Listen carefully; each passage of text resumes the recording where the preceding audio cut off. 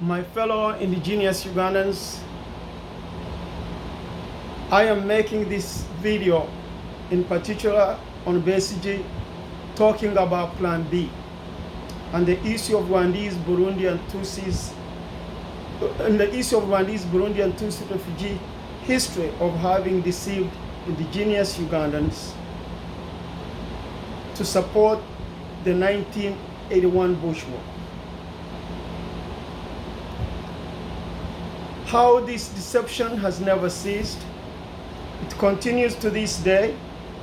We have many Rwandese, Burundi, and Tutsi refugees we have many Rwandese, Burundi, and Tutsi refugee Ugandan imposters that have been in opposition, lying to indigenous Ugandans about fighting Museveni and his Rwandese, Burundi, and Tutsi refugee British neo-colonial puppet usurper dictatorship. Where in actuality, they have been spying on true oppressed indigenous Ugandans who sincerely want to fight against Museveni, Rwandese, Tutsi, British neo-colonial puppet occupation. These evil, psychotic Rwandese, Tutsi refugees have helped Museveni stay in power for over 35 years. Through having those indigenous Ugandans who trusted them in opposition to get rid of Museveni, Rwandese, Burundian oppressors killed. In other words, they have helped Museveni for 35 years to stay in power by having those indigenous Ugandans who trusted in them in the opposition assassinated. That's what I'm really saying.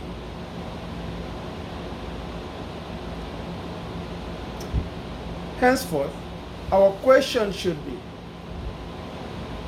how can BCG come back now at this time of our history, after the Rwandese, Burundi, and Tutsi refugees deceived indigenous Ugandans in Luwero and in Toro? Don't forget that when Museveni was almost defeated, he ran to Toro as the Batoro who had organized to support him.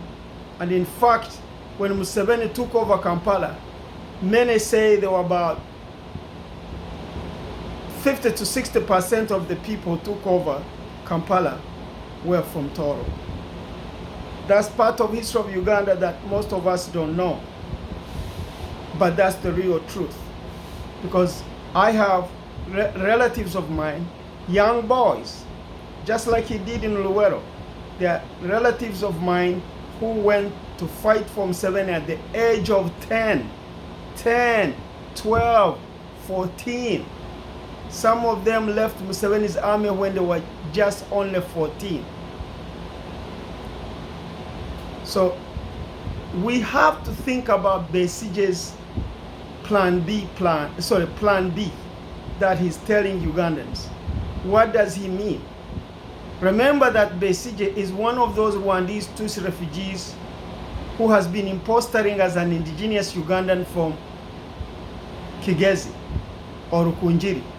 He has been impostering as an indigenous Ugandan Mukiga, as Museveni has been impostering as an indigenous Ugandan from Ankole.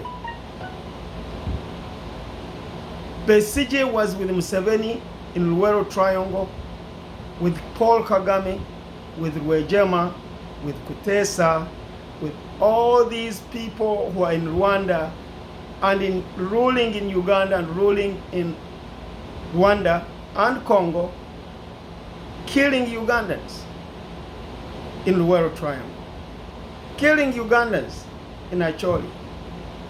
BCG was one of the people that Museveni selected to be in his first government. BCG was the Minister of State Internal Affairs. BCG was the Minister of Internal State, Besigye was Minister of State Internal Affairs when Kaira was killed. Besigye has something to do with the killing of Kaira. My fellow indigenous Ugandans, this is the time to wake up from the deep sleep that the Rwandese Tutsis have put our people. We cannot keep quiet any longer when these people are maneuvering to deceive us a second time. When they see that now we have a true indigenous Ugandan, Honorable Kyagulanyi Sentamu, aka Bob Wine, who is challenging them to the presidency. We need to reject Besigye, Mugisha Muntu, and Amama Mbabazi, just in case Amama Mbabazi comes out, because they keep coming in waves. One waits, when the other fails, next one comes.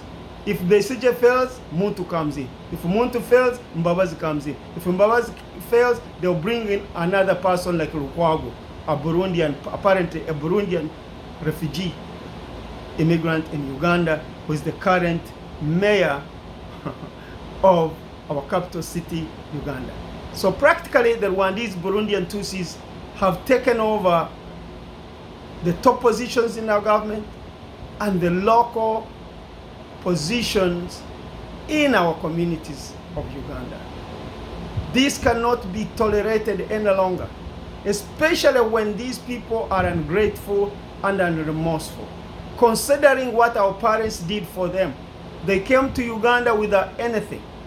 They were allowed to stay among our people because of the fact that some of them already had relatives here. Many Rwandese, when they came to Uganda, they already had relatives because of economic problems in Rwanda. Rwanda is a small, poor country. Many Rwandese had come to Uganda since the 1920s and had already been established in Uganda working.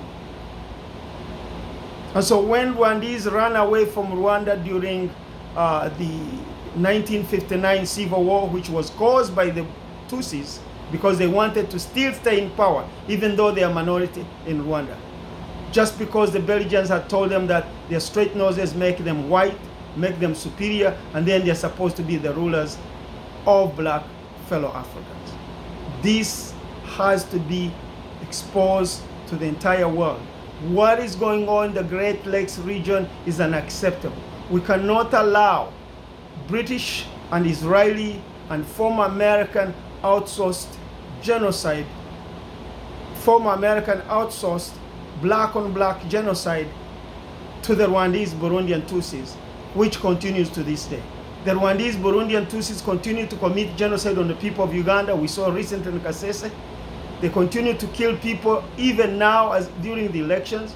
They continue to harass the young members of the People Power movement. We understand that a few days ago they jailed a lot of them. We don't know what's going on. We need the world community to come to the aid of Uganda. We know the world community has let us down. But if we Ugandans keep quiet, the world community is going to have all kinds of excuses, just like we saw in Rwanda, saying that, oh, they didn't know that Rwanda genocide was taking place. But here we are now, and on many occasions, on my social platform, Facebook platform, I have been informing the world about what's going on in Uganda, to the point that Facebook has even been putting me on suspension for stating the right information. Facebook has been putting my account on suspension. We need to know what's going on in the world. We need to know what the world, UN, African Union, EU, what are they doing when a small minority is committing genocide on its fellow Africans, and they continue to arm, train, and finance a small Rwandese Burundian Tutsi refugee minority that started in Uganda but now has usurped the power in Rwanda, has usurped the power in Congo. This is not acceptable, but especially the young people of Africa. as an elder, I'm speaking on behalf of the youth of Uganda. They don't have to climb me. I don't have to climb them. But I understand what they are doing, why they are in a position, why they are taking the position they have taken against the Rwandese, Burundian, Tutsi refugee, British neo-colonial puppet usurper dictatorship. I have to say all these words because they mean a lot. They mean a lot to me and to those Ugandans who understand what I'm saying. The reason why this genocide in Uganda that took place before the Rwanda genocide has not been talked about is because the Rwandese, Burundian, Tutsi refugee usurper dictatorship in Uganda has been helped by Britain and former American administration and Israel, with Israel. This is why this information is not being in the news, is not being televised. The killings have been quietly shut out of the Western mass media. And I'm saying killings of millions. In Uganda, up to now, we've lost over 3 million indigenous Ugandans. If you don't believe me, the Rwandese Tutsi usurper dictatorship Museveni went to Kenya during President Kenyatta's inauguration in office. He was supposedly the keynote speaker. Imagine a genocidary that has killed over 3 million indigenous Ugandans was being invited by our neighbor Kenya to be the keynote speaker at Kenyatta's inauguration. We know why these things are taking place. We know because Kenyatta is a puppet of the British, and as such Kenyatta was listening to the British, or because they had put him on one of the lists of people who had committed genocide in Kenya, he wanted to appease the British and Western countries by inviting Museveni, their puppet, to be a keynote speaker. We know the psychology involved in this. We cannot be deceived any longer. Why would Kenyatta call, of all other presidents, call Museveni? We know it's because Museveni is being pushed and supported by Western countries as an example of good leadership in Africa.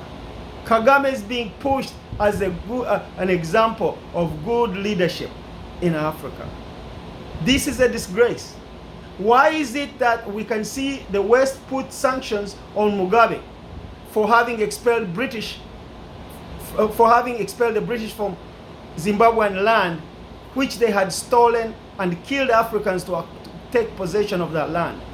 Yet the British put Mugabe on sanctions, so did America, so did all the other Western countries. Yet they will not put a Rwandese, Burundian, Tutsi refugee who has usurped the government of Uganda, committed genocide on 1.5 million indigenous Ugandans before the Rwanda genocide, and before they invaded Rwanda. This genocide in Uganda was kept out of the news, and Museveni was set up by a British, especially by a British agent. Now we come to know through the dictator himself admitting that William Pike, who was the Ajit propagandist journalist, who was actually a British Ajit propagandist journalist for the Rwandese Tutsi takeover of Ugandan government. We have been informed. These people, the Rwandese, were supported by the British. There is proof. And the proof especially now is the fact that Britain has continued to support Museveni, who has committed genocide up to this time. So far, we understand over 3 million people. Britain continues to finance this man. Britain keeps quiet. Britain has said nothing about what's going on in Uganda. We appreciate the president in the United States, President Trump, who has made an effort to put some restrictions on the Rwandese Tutsi refugee police killer squad commanders, i.e. Kale Kaihura. But Britain has done nothing only to have the ambassador in Uganda taunt Ugandan people and tell them that Museveni has brought stability in the region. It's with this concern that I call upon the good citizens of the world. I call upon the good citizens of Uganda, because I know in Uganda we have some indigenous Ugandans who have been neutralized by Museveni through threats, through money, to support his regime. We see them, we condemn them, just like we condemn the British, the Israelis, and the former American administrations that helped the Rwandese Tutsi refugees usurp Uganda government. It's up to us, indigenous Uganda, to inform the world about the genocide that took place in Uganda that the world has never been informed about. Only to be informed about the Rwanda genocide, which itself was caused by Museveni, Kagame. Kagame was a former Ugandan chief of military intelligence, appointed by his kinsman, Museveni, who sent him to invade Rwanda and ended up causing the Rwanda genocide. And after the Rwanda genocide, Museveni and Kagame invaded Congo, looted Congo, and killed over 6 million people. People are saying now up to 15 million Congolese have died in genocide by Rwandese, Burundian Tutsi refugees from Uganda that have caused chaos all over the Great Lakes region in Uganda, Rwanda, Congo, and even the war in Sudan can be blamed on Museveni and Kagame collusion with each other to take over the region. As I've always told you, that the American newsletter, African Confidential, it's a college newsletter, in 1990s reported that there is a plan by the Tutsis to take over the entire Great Lakes region and build a Tutsi Hima empire. The Himas were just only added because they wanted to make themselves feel like, to make it look like it was a combination of Uganda and Rwanda, but which is not. In fact, they put the Hima in that plan because the Himas, the Rwandese Tutsi refugees, are now the ones impostoring as the Himas of Ankole. They are now the Himas of Ankole, and the indigenous Ugandan Himas in Ankole have been either assassinated. The prominent ones have either been assassinated, either poisoned. Some of them have been totally impoverished. So many of them are just dependent on what the Rwandese Tutsis say in their region. This is the sadness. In my own region of Tolo, we see Rwandese, Burundians taking over local community leadership positions. There's even an individual by the name of, there's an individual by the name of Nsabamana, who is a member of parliament, by the way, of a local region in Uganda, Kyaka Kyegegwa. This man who killed a young lady who he had bought a meal, and when she ran away not wanting to sleep with him, this young girl was run over by this man's driver.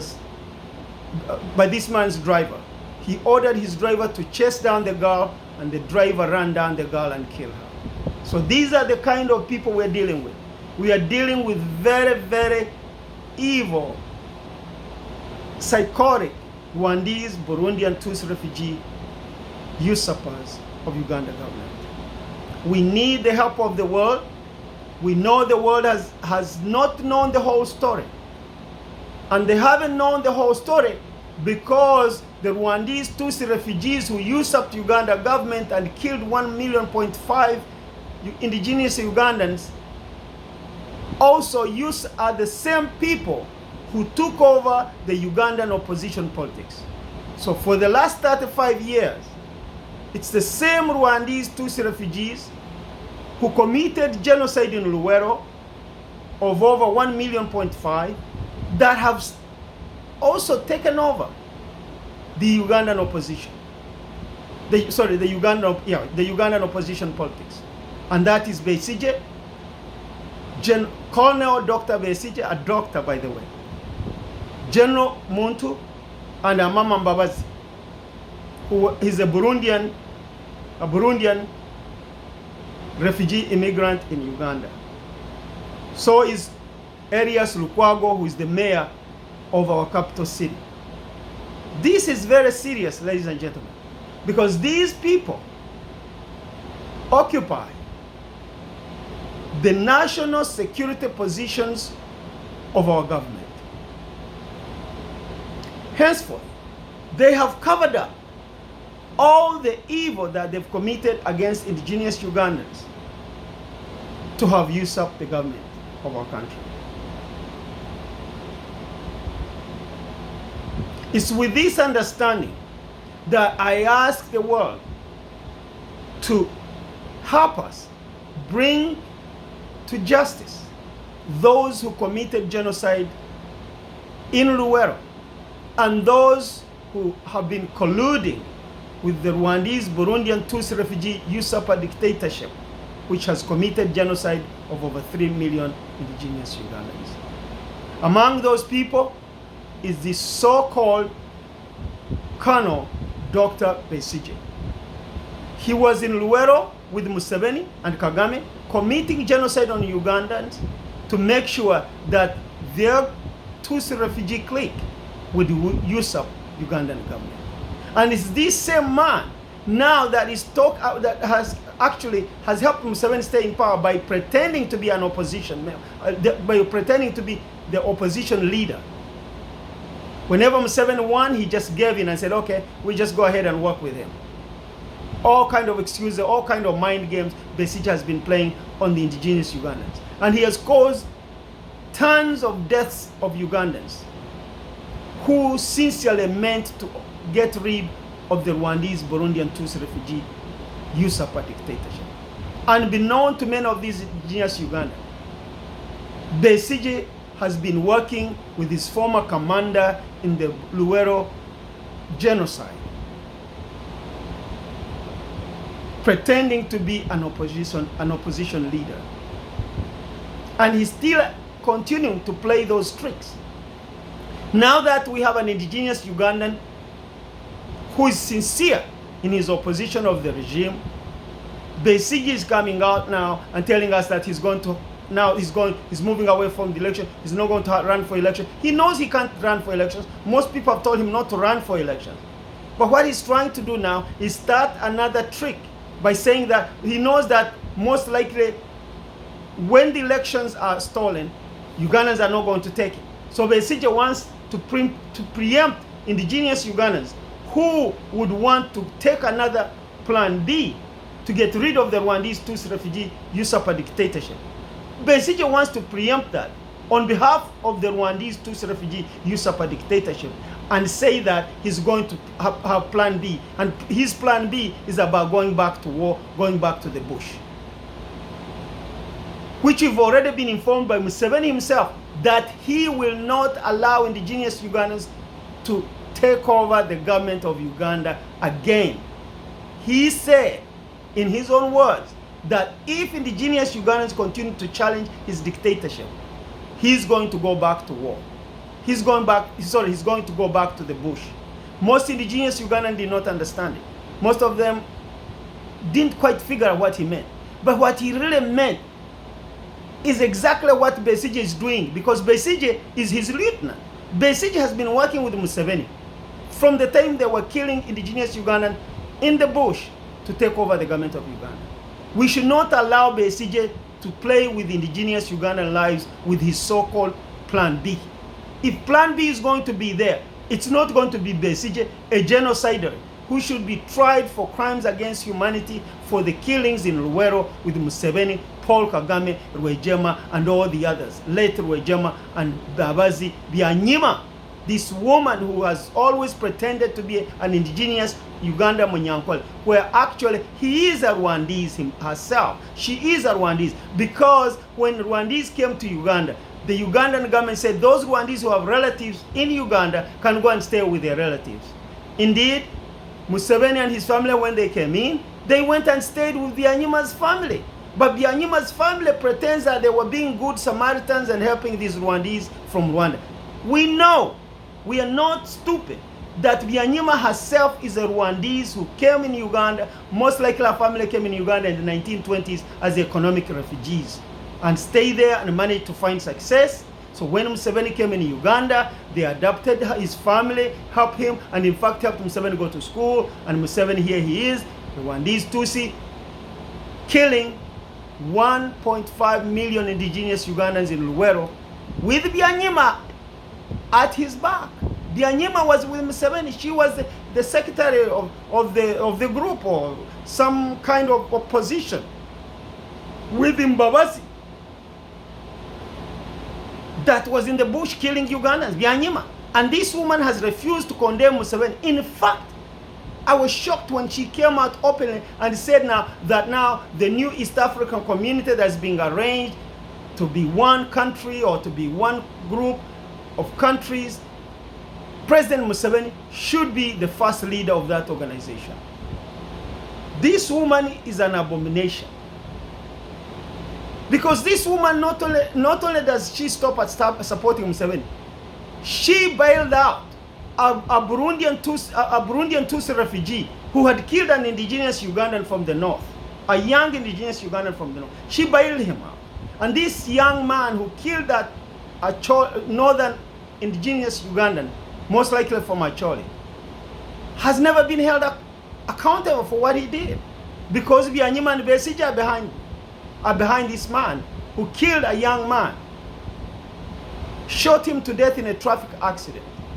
This man has not been in jail. This man has not been even tried for having killed the young man. These are the people impostering as indigenous Ugandans, deceiving indigenous Ugandans that they're going to fight a war against their own kinsmen that they were in the bush with, fighting and killing indigenous Ugandans. My fellow indigenous Ugandans and the good citizens of the world. In fact, my fellow good citizens of Uganda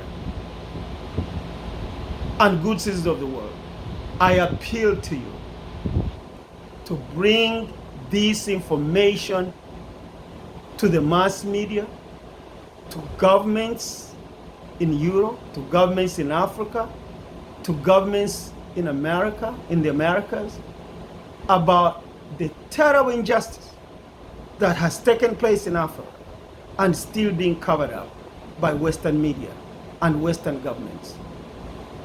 I thank President Trump for being the only Western leader who has dared even put Museveni and his Rwandese usurper foreign minister of Uganda on trial here in America for a bribery case with the Chinese, trying to sell indigenous Ugandan oil to Chinese. I also thank President Trump for having put restrictions on the Rwandese Burundian Tutsi refugee usurper Inspector General of Ugandan Police and his police killer squads. I thank you. My fellow indigenous Ugandans and good citizens of the world, I call upon you to either get in touch with me, get in touch, I would say, with People's Power in Uganda, the People Power movement in Uganda. I'm afraid that the People Power movement in Uganda might not be at liberty to openly expose who is oppressing our people. Many of them are quickly called tribalists when they describe the people who are oppressing us. I have been called many names for coming out to condemn Museveni, Kagame, Kabila for having committed genocide in Uganda, Rwanda, and Congo. We should not be deceived that the genocide in Rwanda was just one group. The genocide in Rwanda was actually similar to the genocide that was done in Uganda. When somebody, who in this case are Rwandese Tutsi refugees from Uganda, Museveni and Kagame, who deceived indigenous Ugandans and caused horrible deaths during the fake anti-dictatorship bush war. The same tactics were used by Museveni and Kagame in causing the genocide in Rwanda, where on both sides there was genocide committed. Museveni and Kagame committed genocide against the Hutus. So did the Hutus against the Tutsis. And in fact, we learned that more Hutus were killed in the Congo forest by Kagame and Museveni forces when they invaded Congo, looted Congo, and took over the government of Congo, having committed genocide of over 6 million indigenous Congolese people. I call upon my own people here in America, the diaspora, to do something about this information. Many indigenous Ugandans in diaspora embarrass me because you don't hear them saying anything about the Rwandese. And I'm led to think that maybe many so-called Ugandans diaspora may actually be Rwandese Tutsi refugee Ugandan imposters, because they have imposted as members of several Ugandan tribes, especially Buganda and Western region. So we may see many people here saying they are Ugandans while they are not actually indigenous Ugandans. They are members of the refugee group, and some of them external intelligence that have usurped the government of Uganda. I'm very surprised because all this has gone on. You talk to people, they know it, but nobody has the guts. I know that there is so much fear because Rwandese Tutsi refugees have committed so much atrocity on the people of Uganda, to such a point that people are afraid to say it. But some of us, like me, I'm here. They see my face. I am not afraid. Come what may, this information has to come out. And that's why I call upon Dr. Kiyingi. Dr. Kiyingi, who says he's an indigenous Ugandan, a doctor by profession, a cardiologist. He has come out to say, in fact, I have been on Radio Munansi, a presenter on Radio Munansi in diaspora Los Angeles. Dr. Kiyingi came and joined us. This was after another doctor, so-called Dr. Kafero, who said he had plan B to fight the Rwandese Tutsi occupation of our country. This same man, I asked him, what do you think of the Rwandese take over our government? His only answer was, oh, the Rwandese, not all of them are bad. I did not say all the Rwandese are bad. Oh, some Rwandese are working with us. This man disappeared through the air. We don't even know where this man is. Dr. Kafero. This is the kind of deception that makes me very suspicious of people coming and saying that they have plan B to go and fight Museveni in the bush. I don't trust it. Henceforth, I call upon Dr. Kiyingi, who joined us after Kafero, joined Radio Munansi, and in fact I talked to Dr. Kiyingi. I call upon him to come and inform the world about what has happened to our country, if he's truly an indigenous Ugandan. Because I have heard rumors that even Dr. Kiyingi is not an indigenous Ugandan. I want to know this fact. And if Dr. Kiyingi is an indigenous Ugandan, he should be very sympathetic to my suspicions. We are tired of being killed in fake wars, fake this, fake that, by so-called Rwandese Burundian Tutsis who imposed as us only to kill us from within. Many unsuspecting indigenous Ugandans in the opposition have been assassinated because of such Rwandese and Burundians who have come and pretended to be against Museveni, their kinsman. Well, actually, they are agents of the Rwandese Burundian Tutsi refugee, British neo-colonial puppet usurper dictatorship in Uganda. I have to say all these words because it's important. These words mean a lot to us Ugandans. The British are involved. It's the Rwandese puppets that are killing us. So we have outsourced genocide of our people by Britain to the Rwandese, Burundian, Tutsi puppet refugees. This is important. Nobody should play around it. Henceforth, Dr. King must come out. Recently, I heard Dr. King say that there is a man called Ibrahim Kasozi who betrayed him and that he had a consignment of arms, and this man revealed it to the Rwandese Tutsi refugee usurper dictatorship in Uganda, and the arms were taken and many people were killed. But this was after I had heard rumors that Dr. King had betrayed people in Kasese. I had those rumors. So I want to know, is Dr. King being sincere when he tells us that somebody else betrayed him? And this somebody else, Ibrahim Kasozi, is now a member of parliament in the Ugandan parliament. So how am I going to know whether what Dr. King is telling us is true? Or is one of that tricks they played on people in Kasese, and when they were finished, then someone comes and says, oh, there's a guy who sold us out, now he's a member of parliament. And the man doesn't look indigenous Uganda. He looks like he's from Burundi or Rwanda. Or he could be even from any other African country. Because Museveni is using African immigrants in Uganda, giving them money, bribing them to kill indigenous Ugandans and become his spies. We have people, we know there are people from Somalia, people from Ethiopia, people from Eritrea, people from Congo, people from South Sudan, even Kenya, even South Africa. When I was in Uganda, I saw even South Africans, that's 20 years ago. I saw even some South Africans that were there, and you could tell they were working for the regime.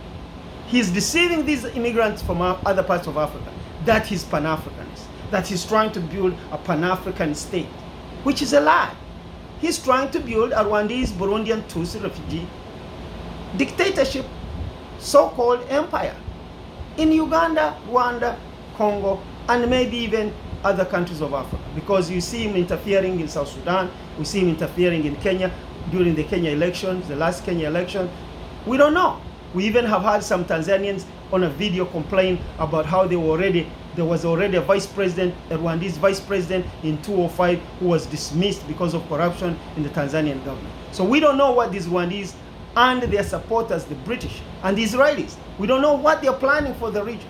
So the whole of Africa need to get out of this deception that the Rwandese, Burundian Tutsis are Pan-Africans. Well, actually, they're working for foreign, British, Israeli, and other Western interests. We warn Western countries to stop trying to recolonize Africa using Africans on fringes of society. This is what I've seen taking place in Central Africa. They took the diamond miners, gold miners in Central Africa and helped them take over the government of Central Africa, Seleka. Now we understand that the people of Central Africa fought and had almost hundreds of thousands of people dead to get rid of the Seleka, which was a West African guerrilla outfit that was fighting to take over the government of Central Africa. We see in Sudan a guy who killed people in Darfur. They say he's an Arab, a mixed race Arab nomadic camel. So a mixed race Arab nomadic camel herder that now is in Sudan government. Yet he has not been tried for the crimes against humanity that he committed in Darfur under the last president of Sudan who has just been taken out of power. This man is in the government now, even though the young people fought to get rid of Bashir, a dictator for many years, over I think 30 years, who committed genocide in Darfur, and his assistant is still in the government of Sudan. Could this be the reason why we see some kind of deal that Sudan is going to have relationship with Israel? Was this part of the deal that this man will stay in power if he can go ahead and allow relationship between Israel and Sudan? This is very serious. Because we see Israel always working with the enemies of Africa. Britain, France. We have to speak. Because genocide has taken place in our countries. We cannot keep quiet anymore. For this reason, I call upon our Rwandese, Burundian, Tutsi fellow Africans to stop being used by Britain and Israel and other Western countries to commit genocide on indigenous Ugandans. As we see now, Museveni has already warned that he will crush the Baganda, the prominent tribe and most populous tribe in Uganda. Because he's afraid of them, now he's threatened to crush them. And he even said in his own words, he has crushed Baganda who say, we the Baganda. In other words, he doesn't want the Baganda to claim their identity. This man is so evil. He wants the Baganda not to say they are Baganda. That if they say we are Baganda, he's going to crush them. And for us Ugandans, we know what he means because he has already killed 1.5 million indigenous Baganda for the Rwandese Tutsis to have usurped Ugandan government. So what is the world waiting for? Is the world waiting for Museveni to commit another genocide and then come lying to us and say, we didn't know? Well, here I am. I'm informing the world and the good, especially the good citizens of the world, good citizens of Uganda, to please share this information with all the news medias, with all the social media platforms. I thank you for listening and goodbye.